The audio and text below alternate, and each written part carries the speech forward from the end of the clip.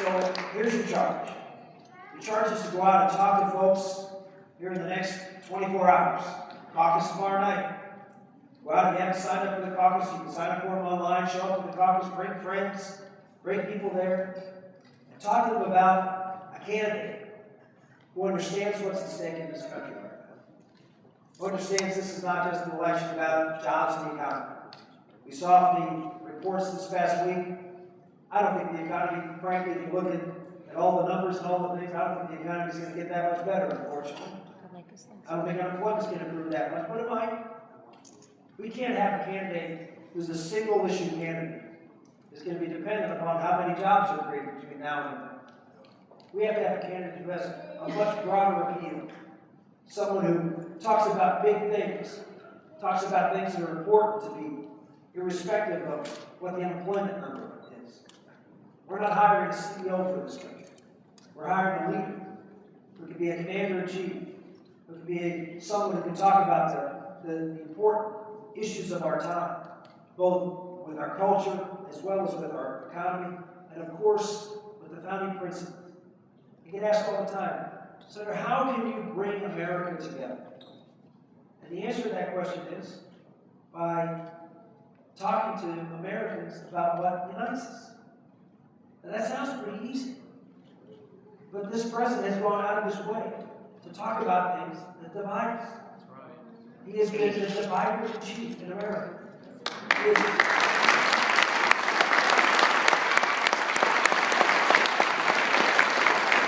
He has gone out and pitched this interest group against that. Of course, if you're an insurance company, you're awful. If you're a big business, you're awful. If you're on Wall Street, you're terrible. If you made any kind of money, you're bad. Right? We have to redistribute. We have to put this group against that group. The 99 versus the 1. Well, folks, we need somebody who's going to go out and try to unite us based on some common ideals that we can all share and agree on. If we can do that, it's much easier to get to a solution than if you start in two different places. And so what I've been talking about as I travel across this country is the values that unite us. Unite us as conservatives, for sure. But you'd be surprised how much they unite us. It's America's common creed. People say, oh, well, what are you talking about? You're talking about, the Bible. No, I'm actually not. I'm talking about the common creed, the civic religion that we have here. It's a belief. Because fundamentally, America is not an ethnic. We're all hyphenated Americans, right? Our ethnicity, that comes from someplace else. But it doesn't come from being an American. American is not an ethnicity. It's an ideal. It's a set of values. It's a creed. It's a civic creed. And that is found, of course, in our founding document. And it's not the Constitution. And again, I love the Tea Party. I love what they've done to educate Americans about the importance of the Constitution as that founding document of our country. But it is the operator's manual of America, not the why of America, not the creed of America. The creed of America, that I would argue, that holds us all together, or most of us together, the vast majority of us together, is, of course, the Declaration of Independence. And it's these words of the Declaration that I think are at the heart of what makes America an exceptional country. I remind you that while the word God is never mentioned in the Declaration of Independence, words that certainly subscribe to God do. Like the word creator, the word divine judge, nature's God, etc. So God is referred to throughout, but not in the sense that we would refer to it even here today. And that's the civic creed that is in the Declaration of Independence, where we simply hold these truths to be self-evident, that all men are created equal and endowed by their Creator with certain inalienable rights, among life, liberty, and pursuit of happiness. Those words are at the heart of what America is. It is what binds us together, that we all believe in the equality in each and every one of us. Not because we are, because objectively we are not. No two of us are equal. smarter, some stronger, some whatever. There's no two of us equal. And yet, we as Americans accept the fact that we are. Why? Why do we accept the fact that we are? Because Americans, whether they're people of faith or not, accept the fact that we are created equal. And, of course, those of faith believe that the Creator created us equal. That fact that we have this common understanding of what America is about is a launching point for how we can begin to rebuild consensus in America. Because that understanding that we are a country of God-given rights, not rights from the government, but rights from God, and that the Constitution, while it enumerates freedoms, the rights are inherent. They're not granted by the Constitution. They're simply recognized by the Constitution as natural rights given to us. And that the role of the Constitution is to do one thing: protect those rights. We are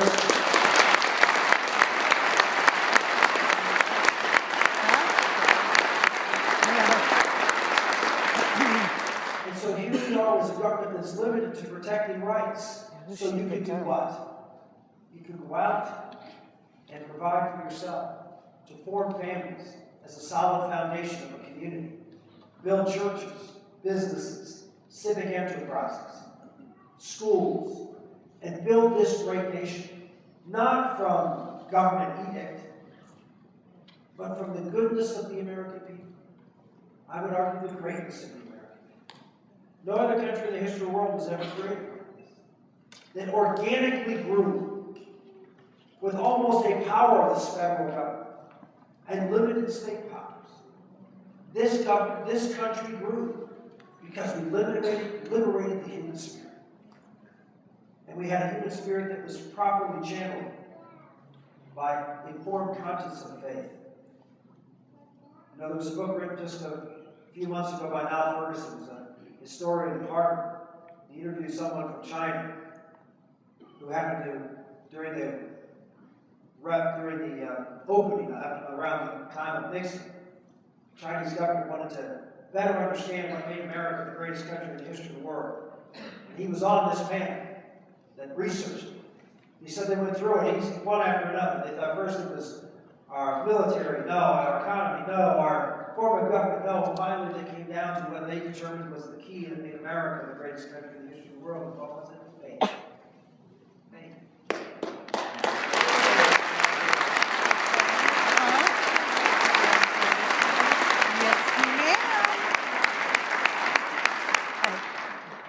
That we believe in the dignity of every human person. You know what their culture really does, except ours. We believe in the dignity of every human person. We allow people to be able to reap the fruits of their labor and rise. We transform the world. The time of our founding life expectancy was 35 years of age, exactly what it was at the time of Jesus Christ. In 235 years, we have doubled that. Because we had a country that believed in you. It made all the difference. It made all the difference.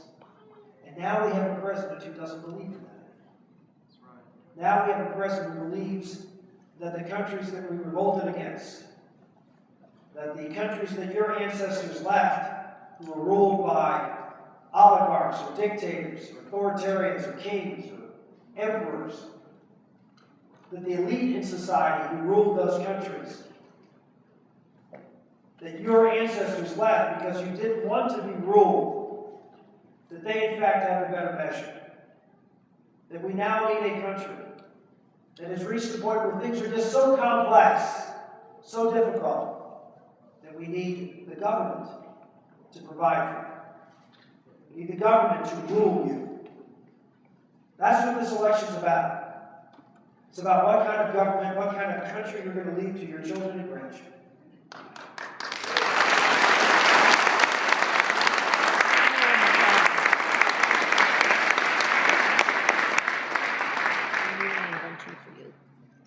We need a president who can articulate this message and have a record that backs it up.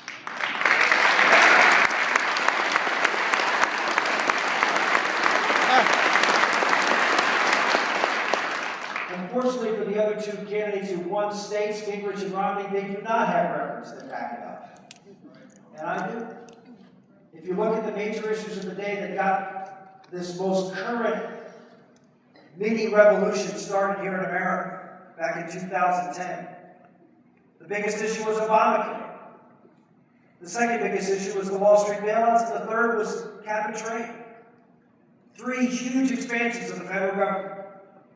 Three in the area of manufacturing and energy with cap and trade, healthcare, and of course the financial markets. Where government overreached and took control and micromanaged and continues to do so today, or would have if cap and trade in the past. And unfortunately, both Speaker Gingrich and Governor Romney were on the wrong side of all three of those issues. They all supported cap and trade. Congressman Gingrich, up until just recently, Governor Romney supported the first carbon cap on power plants in the country, in the state of Massachusetts. They both supported the Wall Street bailouts, yet have the temerity to oppose Dodd-Frank, which is just a codification of what they did with the Wall Street bailouts. What kind of credibility are they going to have in the campaign to go up against President Obama and condemn him on these issues that excite the people in this room? Why? Because it's taking their freedom away.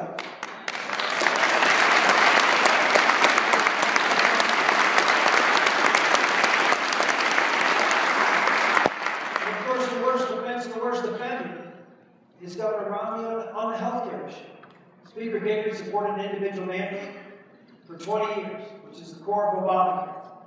But he pales by comparison to what Governor Romney did in the state of Massachusetts. He gave a speech at the Mayo Clinic, outside the Mayo Clinic, actually, a hotel across the street, and laid out in detail all the similarities between Romneycare and Obamacare. It is remarkably the same. And when challenged, what Governor Romney says is, well, I didn't cut Medicare by $500 billion when I was governor to pay for my health care plan. Well, here's the interesting fact. Governors can't cut Medicare because it's a federal program. So of course he didn't cut Medicare when he was governor. He couldn't. He says, I didn't increase taxes. Well, yes he did. He increased taxes while governor, not necessarily to pay for Romneycare, but he increased taxes on all of you. Why? Because they drew an extraordinary amount of money from the Medicaid budget.